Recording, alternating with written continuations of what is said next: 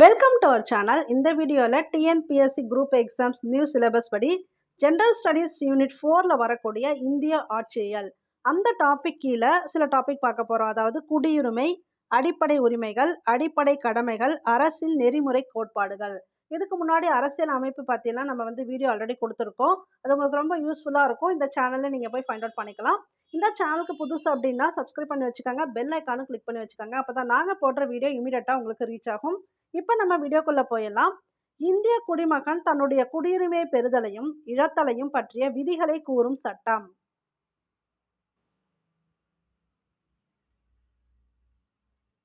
நீங்க answer guess பண்ணுங்க. Few seconds time தரேன், இல்லைன்னா நானே உங்களுக்கு ஆன்சரும் சொல்லிடுவேன்.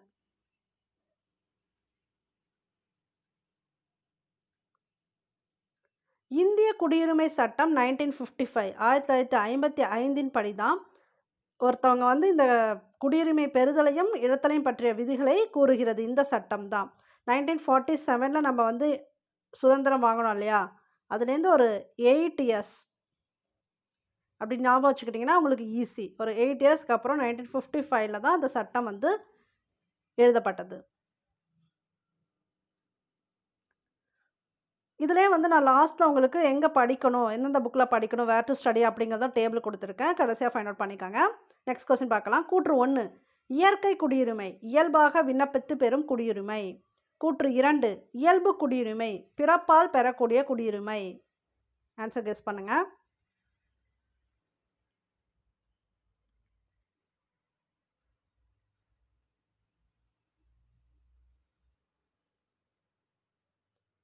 ஆக்சுவலி ரெண்டுமே தவறு. 1 மற்றும் 2 தவறு. அப்படியே ஆப்போசிட்டில் கொடுத்துருக்கேன். இயல்பு குடியுரிமைனா இயல்பாக விண்ணப்பித்து பெறும் குடியுரிமை. பிறப்பால் பெறக்கூடியது பார்த்தீங்கன்னா இயற்கை குடியுரிமை. ஸோ 2 வகையான குடியுரிமை இருக்குது. கீழ்கண்டவைகளில் எந்த ஒன்று இந்திய குடியுரிமை பெறும் வழிமுறை அல்ல?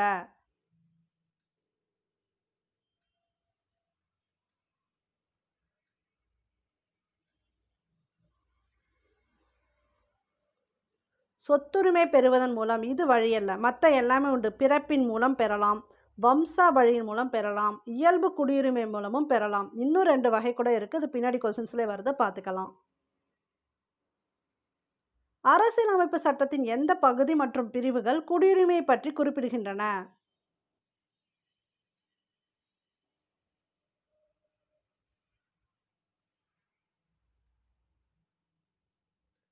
பகுதி 2 பிரிவு 5லிருந்து 11 வரைக்கும். நல்லா ஞாபகம் வச்சுக்கோங்க. குடியுரிமை அப்படின்னாலே பகுதி 2 இதில் தான் இருக்குது. பிரிவு எதுலேருந்துன்னு பார்த்தீங்கன்னா 5லேருந்து 11 வரைக்கும் தான் இதில் குறிப்பிடப்பட்டிருக்கு. இந்தியாவின் முதல் குடிமகன் யார்? இது ஒரு பேசிக் கொஸ்டின். குடியரசுத் தலைவர். ஃபர்ஸ்ட் குடிமகன் குடியரசுத் தலைவர். முப்படைகளின் தளபதியும் பார்த்தீங்கன்னா குடியரசுத் தலைவர் தான். கூற்று 1962ஆம் ஆண்டு பாண்டிச்சேரி இந்திய யூனியனுடன் இணைந்தது. அங்கு வாழ்ந்த மக்கள் இந்திய குடிமக்கள் ஆயினர். காரணம் 1955 இந்திய குடியுரிமை சட்டத்தின்படி பிரதேசங்களை இணைத்தல் என்பதன் அடிப்படையில் அவர்கள் இந்திய குடிமக்கள் ஆகினர்.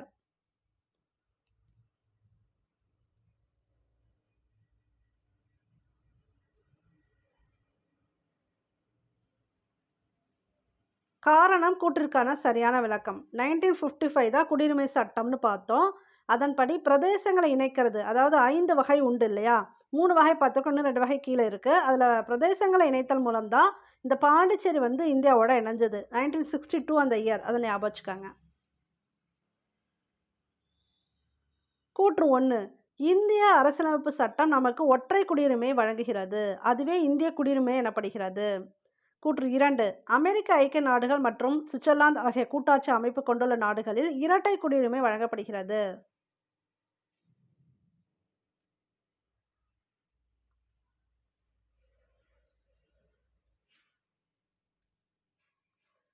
கூற்று 1 மற்றும் கூற்று 2 சரி.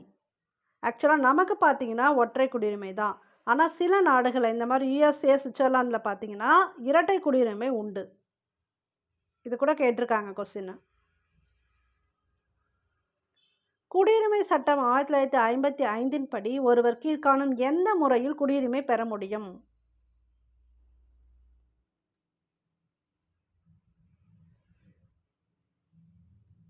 அனைத்தும் உண்டு. ஆல்ரெடி 3 பார்த்தோம். இன்னும் 2 இங்கே எக்ஸ்ட்ரா இருக்குது பாருங்கள். பிறப்பின் மூலம், வம்சாவளி, பிரதேச இணைவின் மூலம், பதிவின் மூலம், இயற்பின் மூலம். ஸோ மொத்தம் 5 வகையில் வந்து குடியுரிமை பெற முடியும் இந்த சட்டத்தின்படி, 1955 சட்டத்தின்படி. குடியுரிமை சட்டம் 1955 படி ஒருவர் தன் குடியுரிமையை சட்டத்தின் மூலமாக பெறப்பட்டதாகவோ அரசியலமைப்பின் கீழ் முன்னுரிமையால் பெறப்பட்டதாகவோ இருக்கும் பட்சத்தில் பெற்ற குடியுரிமையை டேஷ் வழிகளில் இழப்பார்.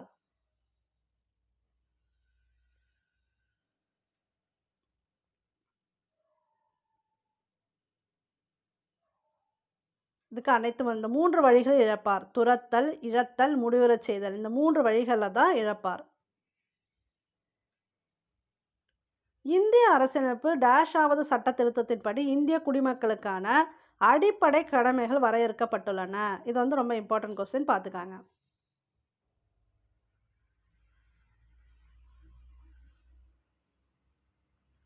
நாற்பத்தி 2வது சட்ட திருத்தம். ஆல்ரெடி போன வீடியோவில் இது கொடுத்துருக்கேன். கூற்று: வெளிநாடு வாழ் இந்தியர் தினம் இந்தியாவில் கொண்டாடப்படுகிறது. அந்த தினத்துக்கு பேர் என்னன்னு பார்த்தீங்கன்னா பிரவாசி பாரதிய தினம். காரணம்: இது மகாத்மா காந்தி தென்னாப்பிரிக்காவிலிருந்து இந்தியாவிற்கு வருகை புரிந்த தினமான ஜனவரி 9ஆம் நாள் கொண்டாடப்படுகிறது.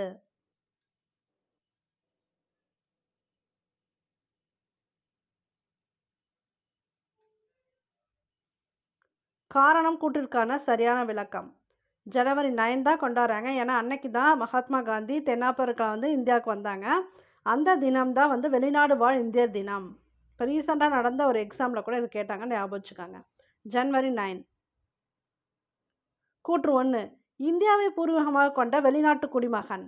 அதாவது இந்த வங்காளதேசமும் பாகிஸ்தான் நீங்களாக, இது ரெண்டும் சேராது. இது நீங்களாக கால வரையின்றி இந்தியாவில் வசிப்பதற்கும் பணி செய்வதற்கும் ஒரு கார்டு பெறுகிறார். அந்த கார்டு பேர் பார்த்தீங்கன்னா overseas citizen of India card, OCI card. கூற்று 2: இவர்களுக்கு இந்தியாவில் வாக்களிக்கும் உரிமை உண்டு.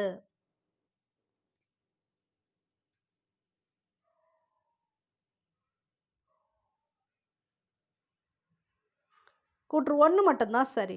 ஆக்சுவலாக இவங்களுக்கு வாக்களிக்கும் உரிமை கிடையாது. இவங்க வந்து இங்கே அந்த கார்டு வச்சுட்டு வசிக்கலாம். ஏன்னா அவங்க வந்து ஒர்க்குக்காக வந்திருக்காங்க. அதனால் ஓசிஐ கார்டு அவங்களுக்கு அக்செப்டபிள் தான். அவங்க வந்து இங்கே பணி செஞ்சுக்கலாம். ஆனால் அவங்க வாக்களிக்க முடியாது. வாக்களிக்கும் உரிமை அவங்களுக்கு கிடையாது. ஸோ கூற்று 1 மட்டும்தான் சரி. எந்த ஆண்டு முதல் BIO person on Indian origin முறை இந்திய அரசால் திரும்ப பெறப்பட்டு ஓசிஐ முறையுடன் இணைக்கப்பட்டுள்ளது?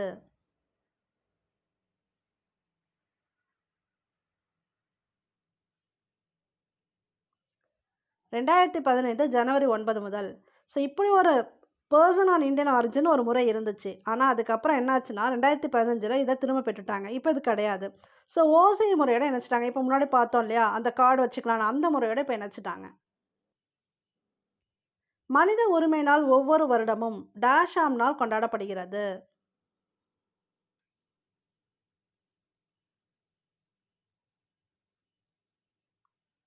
டிசம்பர் 10. இது வந்து ரிப்பீட்டட் கொஸ்டின். இப்போ ப்ரீவியஸ் நடந்த குரூப் எக்ஸாம்லேயே கேட்டிருக்காங்க. மனித உரிமை நாள் வந்து டிசம்பர் 10 தான் வந்து கொண்டாடப்படுகிறது. ஐநா சபை நாள்.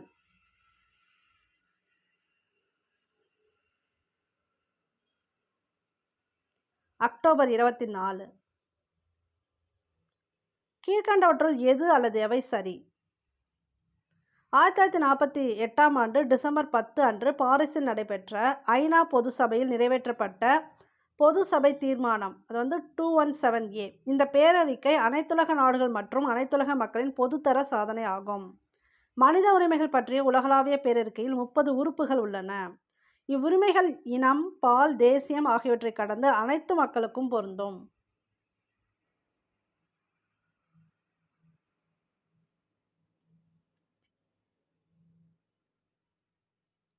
அனைத்துமே உண்டு. 30 உறுப்புகள் உள்ளனன்னு பார்த்துக்காங்க. இது எல்லாருக்குமே பொருந்தும். இப்போ எந்த ஆண்டு வந்து அது வந்து கொண்டு வந்தாங்கன்னு பார்த்துக்காங்க. பாரிஸில் நடைபெற்ற இதில் தான் கொண்டு வந்திருக்காங்க, பொது சபையில். அரசியலமைப்பு சட்டங்களுக்கான உரிமையின்படி நீதிமன்றத்தை அணுகியதன் மூலம் தனது வேலைவாய்ப்பு உரிமையை வென்றவர் யார்?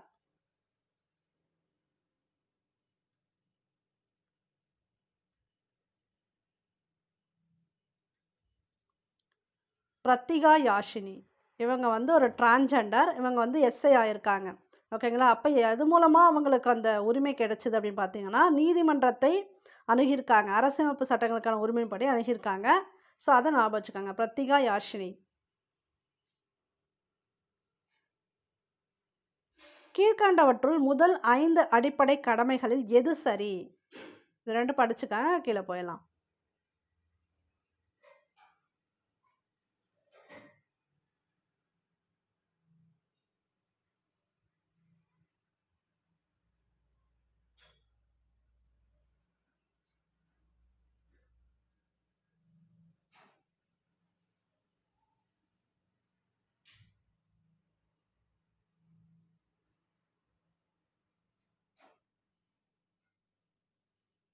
அனைத்துமே சரி. அந்த ஆர்டரா கரெக்ட்டாவே இருக்கு. 1லேருந்து 5 வரைக்கும். இது அனைத்துமே சரி. கீழ்க்கண்டவற்றுள் 6 முதல் 10 வரை உள்ள அடிப்படை கடமைகளில் எது சரி? இதுவும் ஆக்சுவலா அனைத்துமே சரிதான். அதனால கரெக்ட்டா தெளிவா படிச்சுக்கங்க பாயிண்ட். ஏன்னா உங்களுக்கு சப்போஸ் இப்போ நோட்ஸ் கேட்கும்போது குடுத்தோன்னா, உங்களுக்கு கரெக்ட்டா அந்த கடமைகள் பத்திய கொஸ்டின் வருது. இந்த கொஸ்டின் எப்படி கேட்கறாங்கன்னு சொல்லிர்றேன். சப்போஸ் எப்படி கேட்கறாங்கன்னா, 8வது கடமை எது? இந்த மாரி கூட ஒரு தடவ கேட்டிருந்தாங்க. இப்ப இந்த அறிவியல், உணர்வு, மனிதநேயம், பகுத்தறிவு மற்றும் சீர்திருத்த உணர்வை வளர்க்க வேண்டும் குடுத்துருக்காங்க இல்லையா? இது வந்து எத்தனாவது கடமை? இப்படி கேட்டிருக்காங்க. ஸோ அந்த மாரி ஒவ்வொரு கடமையும் அந்த ஆர்டர் படி கரெக்ட்டா படிச்சுக்கங்க.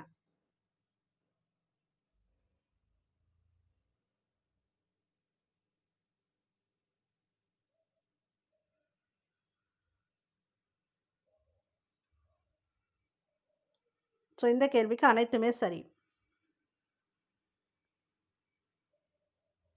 கூற்று இந்திய அரசமைப்பின் பிரிவு 51A பகுதி 4A இன் கீழ் 2002ஆம் ஆண்டு 86வது திருத்தத்தின் மூலம் ஆரம்ப 10 கடமைகள் 11ஆக உயர்த்தப்பட்டன. காரணம் 14 வயது வரை உள்ள குழந்தைகளின் பெற்றோர் அல்லது காப்பாளர் குழந்தைகளின் கல்விக்கான வாய்ப்புக்கு வகை செய்திடல் வேண்டும்.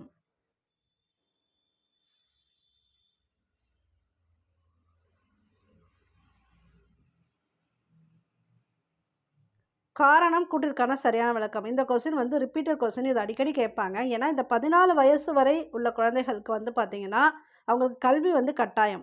அதுக்கான வாய்ப்பு வந்து கண்டிப்பா வகை செய்திட வேண்டும். இப்ப ரீசென்ட்டா நடந்த டிஎன்பிஎஸ்சி குரூப் எக்ஸாம்ல கூட கேட்டிருக்காங்க.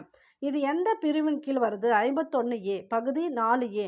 இப்ப அந்த 10 கடமை எந்த சட்ட திருத்தத்தின்படி 11 கடமையா உயர்த்தப்பட்டன? ஆல்ரெடி 10 கடமை பார்த்தோம் இல்லையா? இது வந்து 11வது கடமை தான் இது. இப்ப ரீசென்ட்டா சேர்ந்திருக்கு இல்லையா? இந்த 14 வயசு வரை உள்ள குழந்தைகளுக்கு. இது வந்து 11வது கடமை. இது எத்தனாவது சட்ட திருத்தம்? 86வது திருத்தம். இது மெயினு. இயர் பார்த்தீங்கன்னா 2002. எல்லாமே ஞாபகம் வச்சுக்கோங்க. 2002 86வது சட்ட திருத்தம் படி தான் 10 கடமையிலேருந்து 11வது கடமையா உயர்த்தப்பட்டிருக்கு. அதுக்கான காரணம் இதுதான்.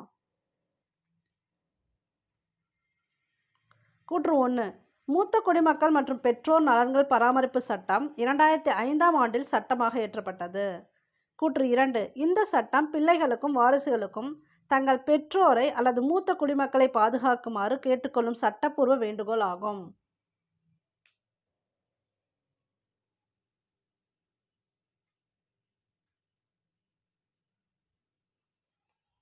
கூற்று 2 மட்டும் சரி. காரணம்லாம் கரெக்ட் தான். இதுக்காக தான் கொண்டு வந்தாங்க. ஆனா இயர் வந்து இங்க தப்பா இருக்கு. கூற்று 1ல இயர் பார்த்தீங்கன்னா 2007.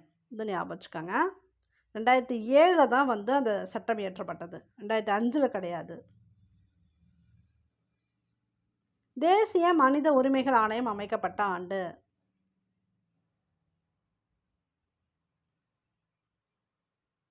1993. கீழ்க்கண்டவற்றுள் எது அல்லது எவை சரி?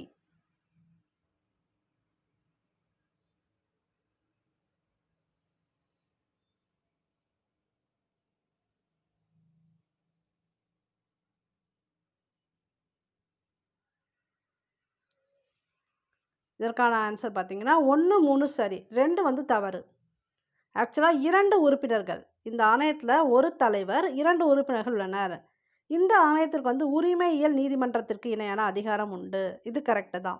அதுபோல ஒவ்வொரு மாநிலத்திலும் ஒரு மாநில மனித உரிமைகள் ஆணையம் அமைக்க வழி செய்யும் வகையுறை ஒன்று எப்போ ஆரம்பிச்சாங்கன்னா பிரிவு 21ல் மனித உரிமைகள் பாதுகாப்பு சட்டம் வந்துச்சு. இப்போ தானே பார்த்தோம் 1993. அதுலேயே கொடுத்துருக்காங்க ஒவ்வொரு ஸ்டேட்லையுமே கண்டிப்பாக வந்து இந்த மனித உரிமைகள் ஆணையம் இருக்கணும் அப்படின்னு கொடுத்துருக்காங்க.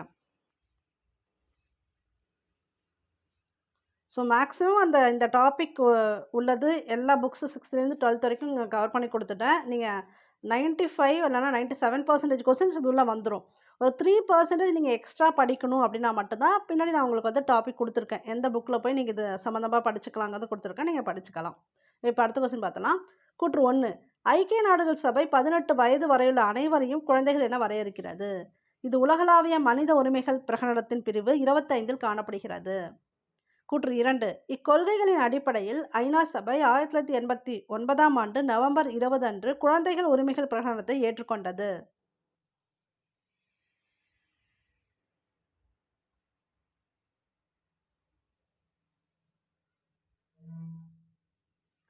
ரெண்டுமே சரி.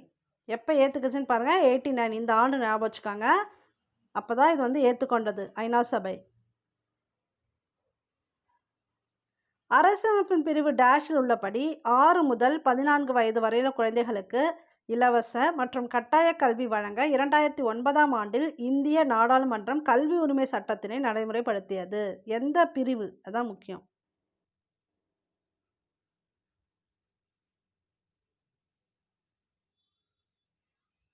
21A 21A படி தான் கண்டிப்பாக வந்து அவங்களுக்கு கல்வி உரிமை சட்டத்தை நடைமுறைப்படுத்தியது. இந்த கொஸ்டின் வந்து உங்களுக்கு ரிப்பீட்டடாக வரும். இந்த 6 முதல் 14 வயதுள்ள குழந்தைகளுக்குரிய பிரச்சனை வந்து ரிப்பீட்டடாக கேட்பாங்க. இந்திய அரசமைப்பை உருவாக்கியவர்கள் அடிப்படை உரிமைகளை எந்த அரசியலமைப்புள்ள அடிப்படை உரிமைகளின் தாக்கத்தால் உருவாக்கினார்கள்? இது ஈஸி, கண்டுபிடிச்சிருவீங்க. அமெரிக்க ஐக்கிய நாடுகள். இந்திய அரசமைப்பின் எந்த பகுதி இந்தியாவின் மகா சாசனம் என அழைக்கப்படுகிறது?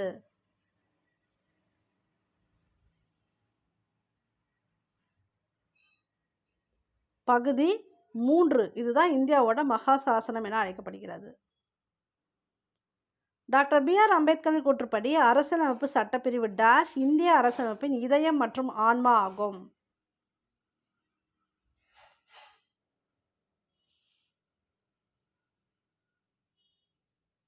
சட்டப்பிரிவு 32. இது ஞாபகம் வச்சுக்கோங்க. இதுதான் வந்து இதயம் மற்றும் ஆன்மா. நீதிமன்ற முத்திரையுடன் நீதிமன்றத்தால் வெளியிடப்படும் கட்டளை அல்லது ஆணை டேஷ் எனப்படும்.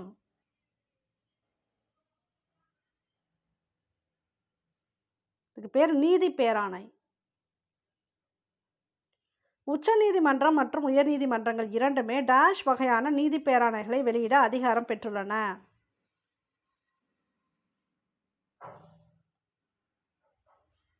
ஐந்து வகையான நீதி பேராணைகளை வெளியிட அதிகாரம் பெற்றுள்ளன. அது என்னென்னங்கிறது கீழே கொஸ்டின்ஸ்லேயே வரும், பார்த்துக்கலாம். ஆணைகளை வெளியிட்டு மக்களின் உரிமைகளை காப்பதினால் டேஷ் அரசியலமைப்பின் பாதுகாவலன் என அழைக்கப்படுகிறது.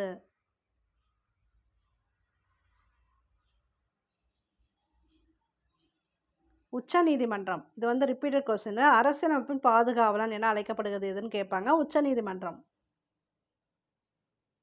பின்வரும் கூற்றுகளை ஆராய்க, எது சரி? இது படிச்சு பாருங்க.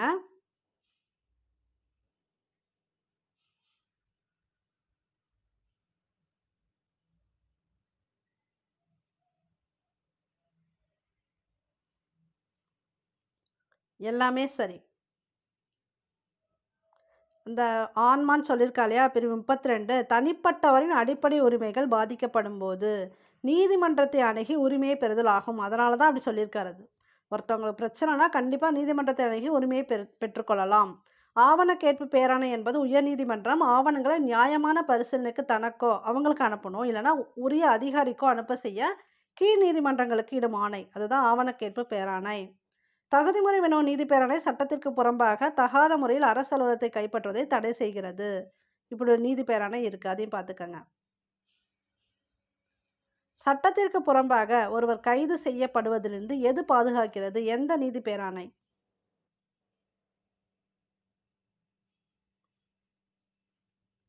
ஆட்கொணர்வு நீதி பேராணை.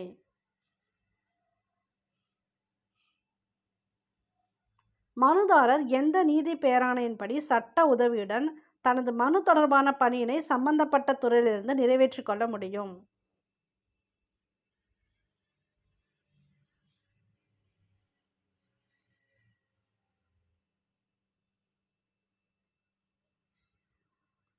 கட்டளையிறுத்தும் நீதி பேராணை.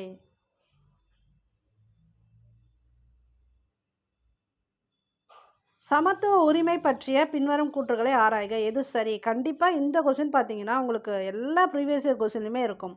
ஏதாவது ஒரு பிரிவு இதுலேருந்து கேட்டுருவாங்க. அதனால இத தெளிவா படிச்சு ஆன்சர் பண்ணுங்க.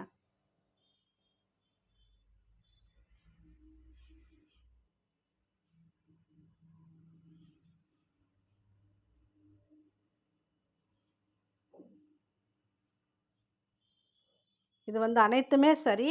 நான் டைரக்ட்டா நீங்க படிச்சுப்பீங்கன்னு குடுத்துருக்கேன். 14 வந்து சட்டத்தின் முன் அனைவரும் சமம். இந்த 14லேருந்து 18 வரைக்குமே இது ஃபுல்லா இந்த சமத்துவம் தான். எல்லாருமே சமம், சமம் அப்படிதான் வந்துகிட்டே இருக்கும். பிரிவு 15 மதம், இனம், சாதி, பாலினம் மற்றும் பிறப்பிடம் இவற்றின் அடிப்படையில் பாகுபடுத்துவதை தடை செய்தல். 16 பார்த்தீங்கன்னா, பொது வேலை வாய்ப்புகளில் சம வாய்ப்பளித்தல். எல்லாருக்குமே சமம் தான். இன்னும் சொல்லப்போனா எல்லா காலேஜ்லயுமே பார்த்தீங்கன்னா, எல்லா கேட்டகரி வைஸும் ஒர்க் பண்ணணும். இவங்க தான் எடுப்போம், அவங்க தான் எடுப்போம்லாம் இருக்கக்கூடாது. அது வந்து ஒரு ரூல்ஸே இருக்கு. இவ்ளோ பெர்சன்டேஜ் பீப்பிள் வந்து அங்க ஒர்க் பண்ணணும். அவங்க எந்த கேஸ்ட்டா இருந்தாலும் ஒவ்வொரு கேஸ்ட்டுக்கும் இவ்ளோ ஒதுக்கி வச்சிருப்பாங்க. அவங்க இருக்கணும். அப்ப பொது வேலைவாய்ப்புகள் சம வாய்ப்பளித்தல். இது வந்து பிரிவு 16. பிரிவு 17 இது வந்து ரிப்பீட்டட் கொஸ்டின். தீண்டாமை ஒழித்தல். 17 18 பார்த்தீங்கன்னா, இது இப்ப ரீசென்ட்டா நடந்த எக்ஸாம்ல கேட்டிருந்தாங்க. ராணுவ மற்றும் கல்விசார் பட்டங்களை தவிர மற்ற பட்டங்களை நீக்குதல். இது வந்து பிரிவு 18. இது ஞாபகம் வச்சுக்கோங்க. அப்ப 14லேருந்து 18 வரைக்கும் ஞாபகம் வச்சுக்கணும். எந்த நீதி பேராணை ஒரு கீழ் நீதிமன்றம் தனது சட்ட எல்லையை தாண்டி செயல்படுவதை தடுக்கிறது?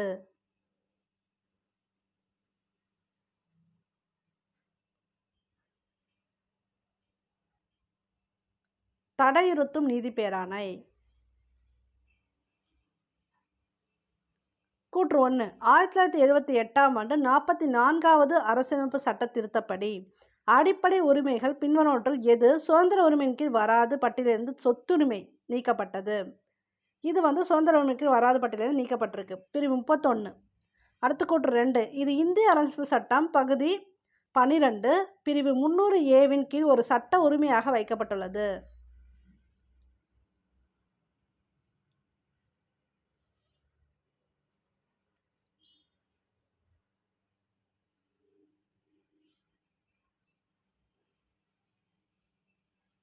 கூற்று 1 மற்றும் கூற்று 2 சரி. பின்வருவனவற்றுள் எது சுதந்திர உரிமையின் கீழ் வராது?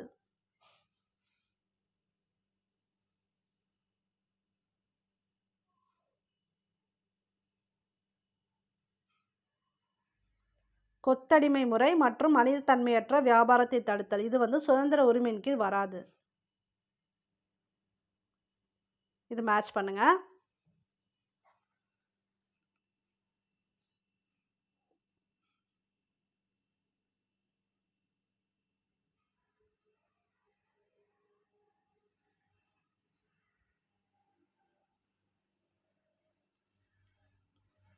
இது வந்து டைரக்டாவே குடுத்துருக்கேன். நீங்க அப்படியே பிரிவு கரெக்ட்டா படிச்சுக்கலாம். பிரிவு 25 எந்த ஒரு சமயத்தினை ஏற்கவும், பின்பற்றவும், பரப்பவும் உரிமை.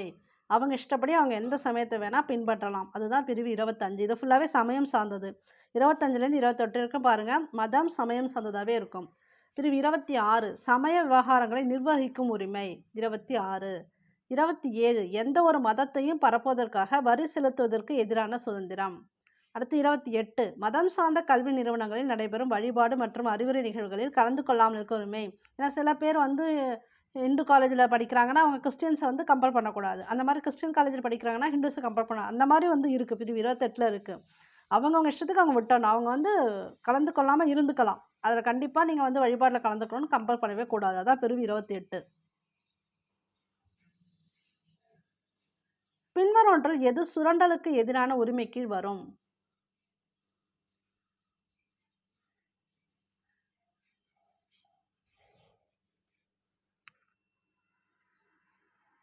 ஆ மற்றும் ஆ. கட்டாய வேலை, கொத்தடிமை முறை மற்றும் மனிதத்தன்மையற்ற வியாபாரத்தை தடுத்தல். இது வந்து சுரண்டலுக்கு எதிரான உரிமை தான். தொழிற்சாலைகள் மற்றும் ஆபத்தான இடங்களில் குழந்தை தொழிலாளர்கள் முறையை தடுத்தல். இதுவும் பார்த்தீங்கன்னா சுரண்டலுக்கு எதிரான உரிமை கீழ தான் வரும். சரி, இங்க வந்து வேர் டு ஸ்டடின்னு கொடுத்துருக்கேன். இது பார்த்துக்கங்க. குடியுரிமை, அடிப்படை உரிமைகள், அடிப்படை கடமைகள், அரசு நெறிமுறை கோட்பாடுகள். இந்த 4 டாப்பிக்கும் இந்த புக்ஸ்லயே கவர் ஆயிடும். 8th சமூக அறிவியல்ல குடிமக்களும் குடியுரிமையும் டாபிக் கீழ பாருங்க. 9th சமூக அறிவியல்ல மனித உரிமைகள் அந்த டாபிக் கீழ பாருங்க.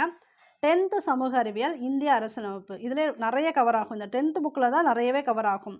எல்லா புக்ஸும் படிக்க முடியாதவங்க கூட இந்த வீடியோவை பார்த்துட்டு 10th போய் கவர் பண்ணிடுங்க. ஏன்னா 10th 11th கொஸ்டின்ஸ் நிறைய வரும். அடுத்து 11th அரசியல் அறிவியல். அதில் அரசியல் அறிவியலின் அடிப்படை கருத்தாக்கங்கள்.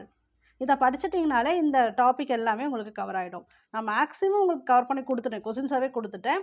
இன்னும் நல்லா கொஞ்சம் டீப்பாக படிக்கணும் அப்படின்னு விருப்பப்படுறவங்களுக்காக இங்கே கொடுத்துருக்கேன். அப்புறம் ரிப்பீட்டட் கொஸ்டின்ஸ் ப்ரீவியஸ் இயர் இது சம்மந்தப்பட்ட கொஸ்டின்ஸ் என்ன கேட்டிருக்காங்க அப்படிங்கிறத ஒரு லிங்க் இங்கே வீடியோ கொடுத்தல. அது last 10 year Indian polity and economic questions இருக்கும்.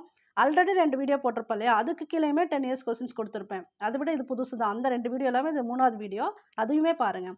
ஓகே, தேங்க்யூ ஃபார் வாட்சிங். நம்ம சேனலுக்கு புதுசுனா மறக்காமல் சப்ஸ்கிரைப் பண்ணி வச்சுக்கோங்க. ரெகுலராக உங்களுக்கு டிஎன்பிஎஸ்சி வீடியோஸ் வந்துக்கிட்டே இருக்கும். தேங்க்யூ.